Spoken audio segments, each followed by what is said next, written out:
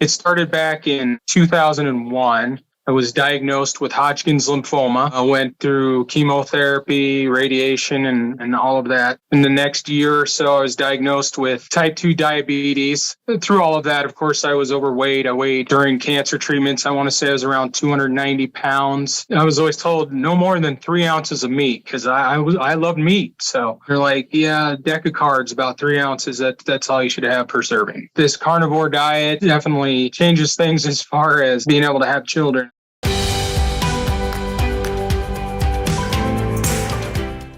Today we have with us Mitch. Mitch, thank you for being here. You're going to share with us your success story. I know we had a few technical difficulties getting in here, but go ahead and just briefly tell us where you're located, a little bit about your background, and then we'll get into your particular story. Okay, location, I live in Norfolk, Nebraska. I currently am working security for a hospital. My background prior to this, I've been doing security for the last 5 years. 4 of which was through a contract company working at the hospital. Now I work for the actual hospital as security. Prior to that, I was a 911 operator, a jailer, and a correctional officer. I did that for 15 years. And I'm sorry, what was the other questions you had for me? You just give me your background. So since we're a little limited on time, what kind of health issues were you dealing with? Health issues. Okay. So yeah, it started back in 2001. I was diagnosed with Hodgkin's lymphoma. I went through chemotherapy, radiation, and all of that stuff. And the chemo I handled fairly well. The radiation was quite harsh. I was diagnosed, I want to say it was February 2001. And I was considered in remission by about August of that year, 2001. After that, in the next year or so, I was diagnosed with type 2 diabetes. And I guess also I need to say that through all of that, of course, I was overweight. I weighed during cancer treatments, I want to say I was around 290 pounds. 275 to 290 pounds was pretty much my range the majority of my life back then. But yeah, I was diagnosed in 2002 with type 2 diabetes and high blood pressure. And they put me on, I want to say it was metformin and like glucovage or glucovance or something like that. It was 2 different medications combined. I seen a bunch of dietitians and things like that and tried following the diets that they gave me. And I didn't know a whole lot about type 2 diabetes. I know back then, and I just knew, we got to cut back on eating sugar. It took me a while to understand carbohydrates and all of that stuff and how it all worked. And I know it just left me always confused because the foods that they would tell me to eat, I'd look at the carbohydrate content and, it would be high and I couldn't understand why that was any worse for me than food they were telling me I shouldn't eat as far as carbs went, like comparing yogurt to ice cream. I could never understand that. They told me I was at high risk for heart disease because I was a diabetic, which in my mind, I'm thinking that's a sugar problem.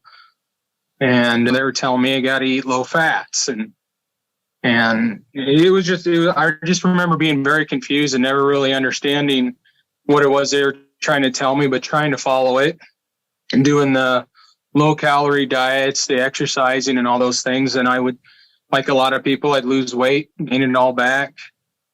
It always just seemed like an uphill battle, trying to do it their way. Okay. And so diagnosed with lymphoma, it's a type of cancer for those that aren't familiar with that. There's blood cancer, or lymphatic system cancer. There's diabetes, obesity, all those things are going on. I assume at no portion of your healthcare journey did someone suggest to you to go on a carnivore diet. I'm assuming that wasn't put out there as an option, right? No, because I was always told no more than 3 ounces of meat because I loved meat. So yeah. I was always asking about that, and they're like, yeah, a deck of cards, about 3 ounces. That's all you should have per serving. Yeah. And to be fair, they'll say you were eating meat before, and so therefore that's what was causing your problems, or part of what's causing your problems. Of course, you weren't just eating meat before. I'm sure you were eating a whole wide variety of foods, probably some of it maybe junk food, Right. maybe not.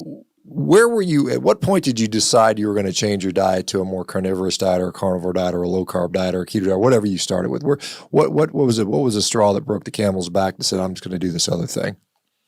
The straw that broke the camel's back is in about 2015. I went to a doctor. I had chest pains.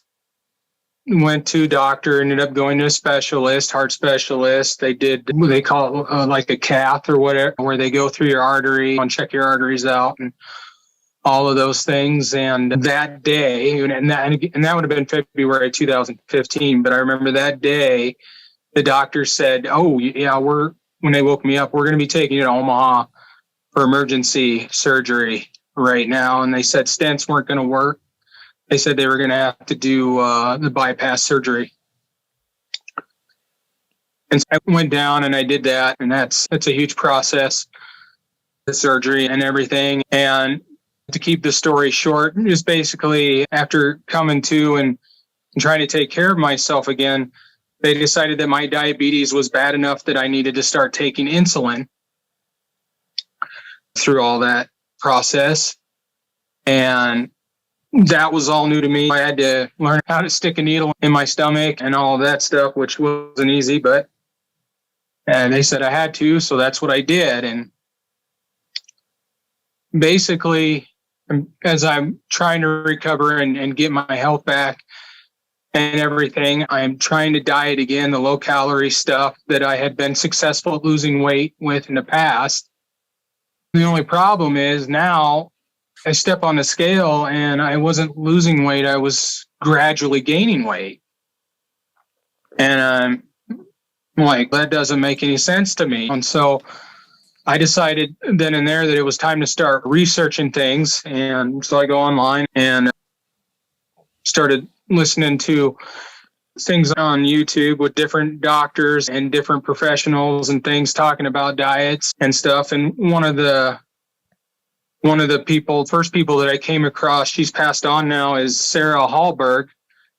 And I seen a TED Talk where she was talking about eating high fat and being a diabetic. And I'm like, that's something I haven't tried. So I started researching more, and then I came across the keto diet, and there was a Dr. Eric Berg that I was listening to on that. And so I started in about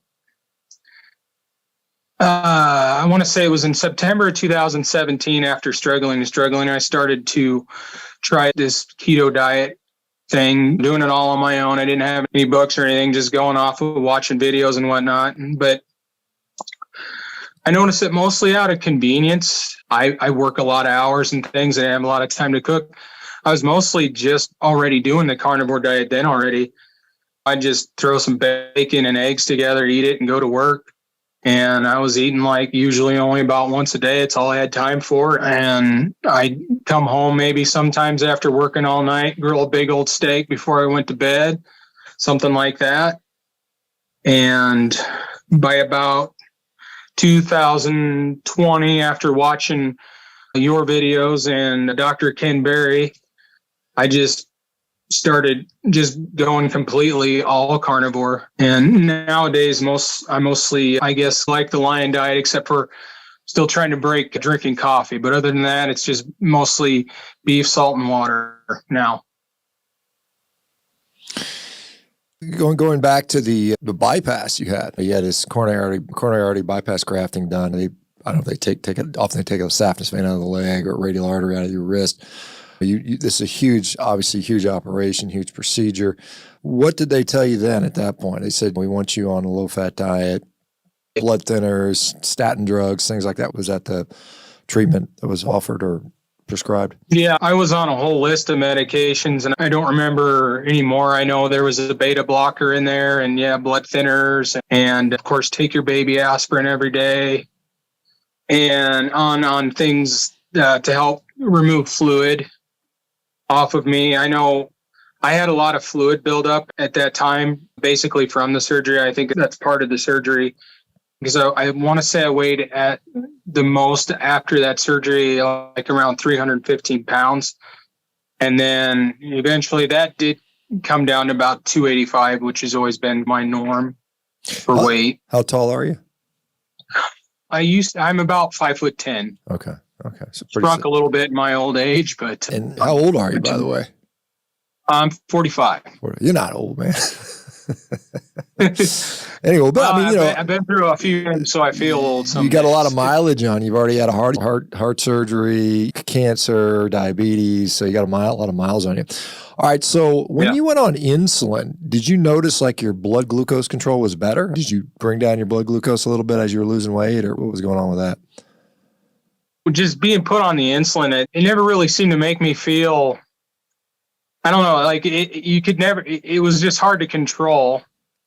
And so then when I started doing the research and found out and the insulin was making me hungrier, which was making it even harder to maintain these low calorie diets they try to talk you into doing. But when I want to say that within the first 2 to 3 weeks of switching to keto, my blood sugar was, when I would test, it was already starting to get closer to the normal range. And I will say, and then I wouldn't advise this to anybody, but I just threw the insulin away. At the time I was a single father, helping take care of 3 children. I shared custody with my ex-wife, and even with the insurance, I couldn't afford that insulin, and it seemed like it was just making it worse. And so after doing the research and everything, I just tossed it out the window and started this keto thing, the best from just the bits and pieces that I was learning online about it. Yeah, it's a little bit sad that you have to go on the line to learn how to take care of yourself, because it seems like you should have more insight, more oversight on that, because you're pretty complicated. Cancer, diabetes, heart disease. I don't know if you had blood pressure issues, but all those things probably need someone with a little more level of support and guidance. And fortunately, I know with our company, Revero, we'll be able to offer that to more people throughout the country. But besides, so you go keto, I guess you said you listened to Jason Fung and did some fasting and things like that. What differences did you know? Obviously, your blood glucose is normalizing. Were you finding your appetite was easier to suppress, or was it more regulated better? Did you feel better in general? What were the things you discovered? And then after talking about that, what was the decision to go more or less carnivore? Okay, so things that I felt. One of the things, and again, I had this quadruple bypass, and in my mind, I was being a guinea pig because nobody that I know or knew at that time was doing keto, carnivore, or anything. And one of the things that I noticed all of a sudden, and I always had anxiety, is all of a sudden my anxiety, I'm like, I feel pretty good. I wasn't like jumping around doing cartwheels, but all of a sudden the anxiety, like this extra weight, I just noticed it wasn't there. And so then I go back and I do the research some more, and then I found out, this diet can help things like that.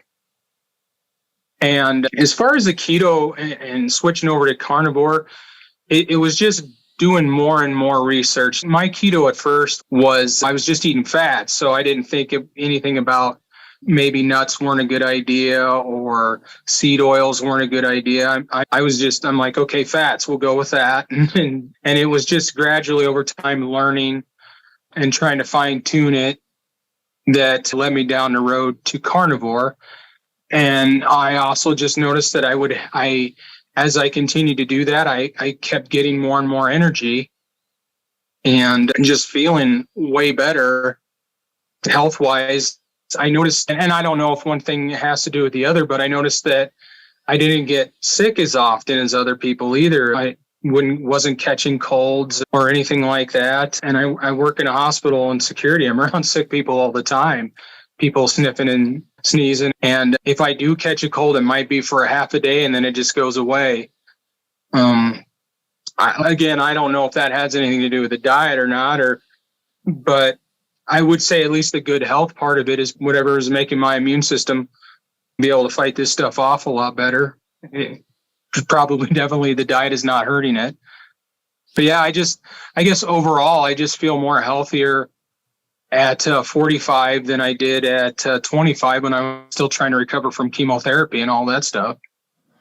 What you said you were up to 315, I think, at your highest weight. Where are you at now after a period of time on these carnivore diets? My weight fluctuates right now between 194 to 200 pounds, Okay. give or take. And then I've still got a lot of loose skin. And things like that, which I attribute to some of the weight.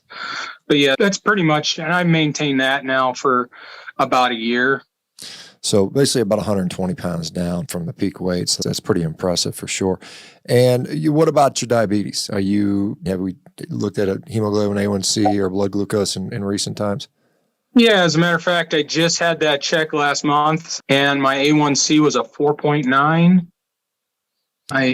So it's diabetes is definitely a thing of the past for me. Good. That's awesome to hear. And then as far as your cardiac function goes, a lot of times when people have heart attacks or end up with or multivessel bypass, there's maybe decline in heart function. Has that been assessed recently, or is that something you have any issues with? I have not seen a specialist in probably a few years. It's something I'm considering to do now that I have more time. I work normal hours, I guess. The last couple of years, I was working a lot of hours, like 300 plus hours a month. So yeah, I haven't actually had that checked, but as far as just doing regular physicals, everything always looks good. I do a physical every year. Okay. And then blood pressure's been normalized and oh yeah, blood pressure, it's usually, oh heck. Yeah, I can't remember what the numbers were, but I want to say it was like 90 something over 60 something when I had this A1C checked and they did the blood pressure and all that stuff. yeah, it's certainly no one's going to accuse you of high blood pressure. And so you're pretty much off all medications. Or are you still on an aspirin, or are you on anything at all? The only thing that I am on is a thyroid medication. And I believe from radiation therapy, it damaged my thyroid a little bit. So I do take medication for my thyroid. But other than that, I'm not on anything. All the other meds, the insulin was the only one that I took it upon myself to say I'm done. All the other meds, at the time, the specialist weaned me off of all the other meds that I was taking. Obviously, I'm not retaining fluid or anything like that anymore, so I don't take anything. No, that's wonderful to hear. And throughout now that you've adopted a ketogenic or a carnivore diet, have you shared that with your healthcare providers, and do they have any opinion on that? Are they pro, anti, or are they just whatever works type of thing? Last year, when I went and saw a doctor, it was the first time that she had done that I had gone to see her, and she did blood work and got my numbers back and all that. And I started telling her about all of that. And she was actually very supportive of what I was doing. And she really wished that I could talk to some of her patients because of the problems that they have coming in with type 2 diabetes and things like that. So yeah, I actually, with her, I got good results. Now, a few years back, when I first started the keto diet, that doctor was supportive, but was just really concerned and wanted me to make sure I was getting at least fiber and wanted to have my kidneys checked because high protein supposedly is hard on your kidneys, which I agree to that. She tested them. Kidneys are fine. And I didn't take her fiber advice. Yeah, there's a lot of, particularly one with the protein in the kidneys, that always gets my goat because it's just because people don't know how to assess it correctly. They base it on serum creatinine, which is going to be high on a high protein diet, or anybody that exercises hard or has a lot of muscle mass. That's normal finding. And so we pathologize a conditionally normal finding. So it's a bit problematic there. Let me ask you, because you said you got 3 kids that you part-time raise, and I know that's just because I've got a sort of similar situation where I have some of my kids some of the time, and then one of my kids is all the time. But have you, how's your relationship with your kiddos? Has it changed now that you've figured out, hey, this is what's healthy for me? Do you take any efforts to say, hey, guys, maybe this garbagey junk food standard kid diet, because we do have a standard American kid diet, which is goldfish and sodas and whatever, granola bars. Does that impact the way you parent now, you think? Yes, most definitely. And to kind of give you an idea, and that's another success story for another show, probably, because I have more children now after I got remarried back in 2019.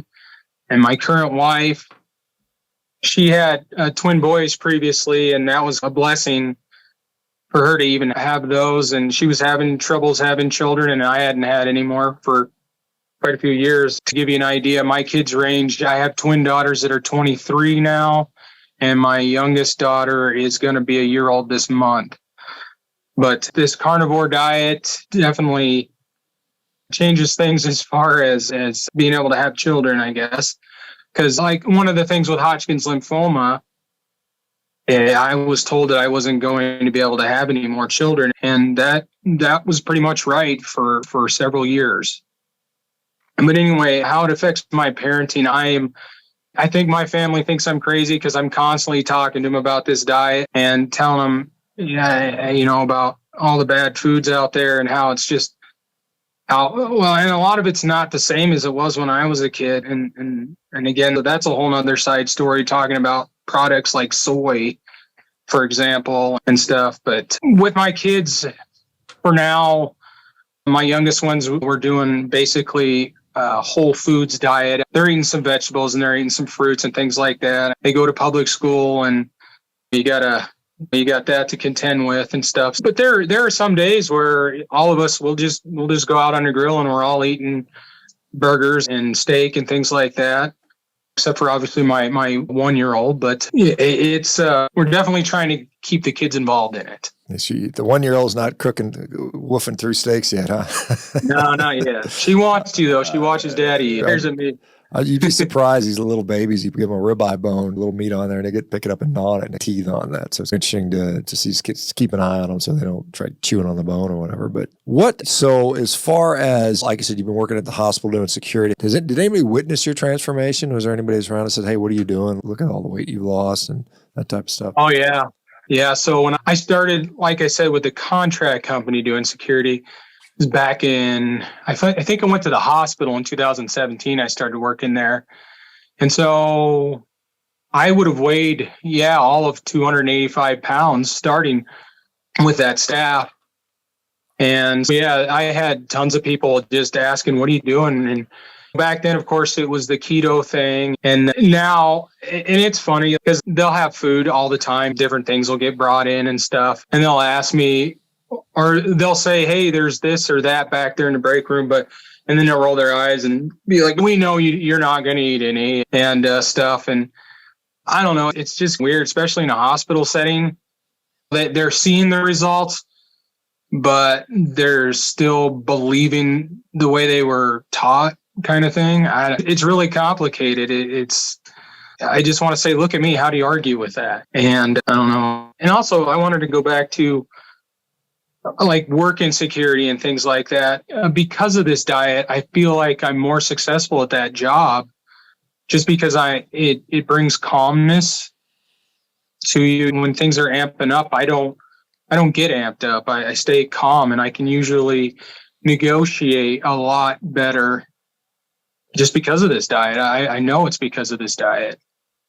Yeah, a lot of people notice their sense of mental well-being, their mood stability is much better with this. So I don't doubt that. I've seen that over and over again. As far as working at the hospital, I know when I was roaming the halls of hospitals for many years, I was always impressed in a kind of a negative way with how unhealthy much of the hospital staff was. A lot of the nursing corps, a lot of the medical assistants, radiology techs, a lot of the physicians, there's morbidly obese and they can't seem to figure out. You go in there and there's garbage food everywhere. Physicians' break room, the nursing stations, anywhere you go, there's donuts and chocolate and pastries and crap. The cafeteria's full of that stuff. Do you see that? Is that something you still see? I'm assuming it's still there. I can't imagine it's gone away. Oh, yeah. Oh, yeah. And God bless them. It's a hard job and it's stressful work for a lot of people. And those foods are comfort foods, right? I think that's going to be around for a while, unfortunately. Yeah, I think that whole notion of comfort food and I need to eat this because I'm stressed out, knowing that it literally makes it worse in the long term. Yeah. It is, and I consider it, I think rightfully, it's almost like it basically is a recreational drug at this point. These ultra-processed foods have drug-like effects on people. And if you just realize that and you look into the behavior, because if you just objectively stand back and look at somebody and watch how they, or a group of people when they respond to these drug-like substances when they enter a room, it's really amazing to see that. Let me think. We only have a few minutes left. I'm sorry, Mitch, but anything else you want to share about your journey or advice or things you've learned or mistakes you've made or thoughts that you might have developed over the last few years? I guess the main thing that I haven't seen a lot of people out there that have had bypass surgery and have been trying the carnivore thing. So the main thing is I wanted people to hear my story and realize that it's not that this diet is for everybody. Because one of the things that you hear all the time from a lot of people is, oh, I can't do that, or my diabetes is too far advanced. I'd just be wasting my time. I'm not going to be able to do this or do that. And so I'm proof you can get off of insulin. You can get off those meds. It is possible. Obviously, it's not guaranteed, but there's a really good chance that you can still improve your life by giving this carnivore diet a chance. And that's what I really just want people to know. Yeah. Thanks for speaking up for that. I have seen other people in similar things with status post cardiovascular disease, heart attacks, stents, bypasses that have done successful in carnivore. So it certainly is not a contraindication. I think you still have to be mindful of the fact that you've got to fix those metabolic factors. You've reversed your diabetes. You've lost all the weight. You've undoubtedly brought your blood pressure and your systematic inflammation down, and all those things, which are also contributors to heart disease, are now no longer factors for you. So that's great to hear. Mitch, thank you for this. This has been very informative, and I think it'll inspire a lot of people. Keep up the good work. Are you a social media guy, or do you do any of that stuff? Or I just have Facebook right now. I'm hoping to get involved in that stuff more. Okay. Because now I have more time these days. Yeah. Thank you and like I said, share your story and let other people know. This is how we change the sort of the paradigm a little bit, because I think, like you said, a lot of people have been just convinced that this is the way it is, and you find out that when you try something else, good things can happen. All right. Well, thank you very much. Thanks, Mitch. Thanks. And the rest of you guys, thanks for hanging around. We'll see everybody tomorrow. Thank you, Mitch. Bye-bye.